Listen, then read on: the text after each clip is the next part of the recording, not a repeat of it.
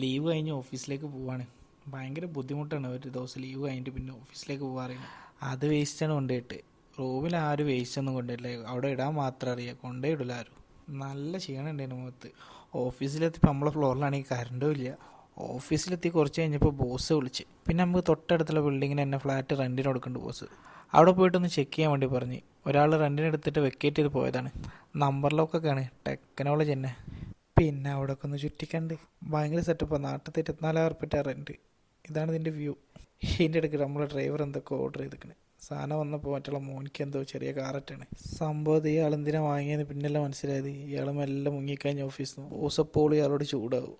ഇയാൾ കണ്ണും പൂട്ടി പിറ്റേ ദിവസം തന്നെ ഫ്ലൈറ്റ് കയറി വലിയ വിട്ട് 2 കൊല്ലം നിന്നതാ. ഇയാളോട് പറയാണ്ട് പോയി. ബോസ് ആകെ കുടുങ്ങിപ്പോയിക്കിന്. ആകെയുള്ള വിഷമം അയാളോട് നമ്മൾ ഭയങ്കര കമ്പനിയാണ്, പക്ഷെ നമ്മളോടൊരു വാക്ക് പോലെ പറയാണ്ട് മറ്റാൾ വിട്ടത്. ഈവനിങ് ആയപ്പോൾ പിന്നെ നേരെ നമ്മളെ ബ്രാഞ്ചിലേക്ക് വിടും. ഇവിടെ കുറച്ച് പണിയുണ്ട്, ചൂടിനൊരു കുറവുമില്ല. സുഹൈൽ എന്ന് പറഞ്ഞ നക്ഷത്രം വന്നു കഴിഞ്ഞാൽ ഇവിടെ തണുപ്പ് വരുള്ളൂ. ഇവിടെ കുറച്ച് ചെക്കിങ്ങും പരിപാടികളൊക്കെ, എന്നാലും ലേറ്റ് ആവും. മാസത്തിലൊരു 10-15 ദിവസം അവിടെ തന്നെ പണി ഉണ്ടാവും. ഇത് പിന്നെ ബ്രാഞ്ച് ആയതുകൊണ്ട് കുറേ ഓഫീസുകളുടെ ഉള്ളിലുള്ളൊരു ഓഫീസാണ്.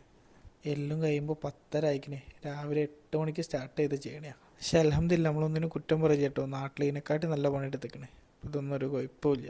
ഇഷ്ടമാണ് എൻ്റെ കൂടെ കൂടിക്കോളിട്ടോ.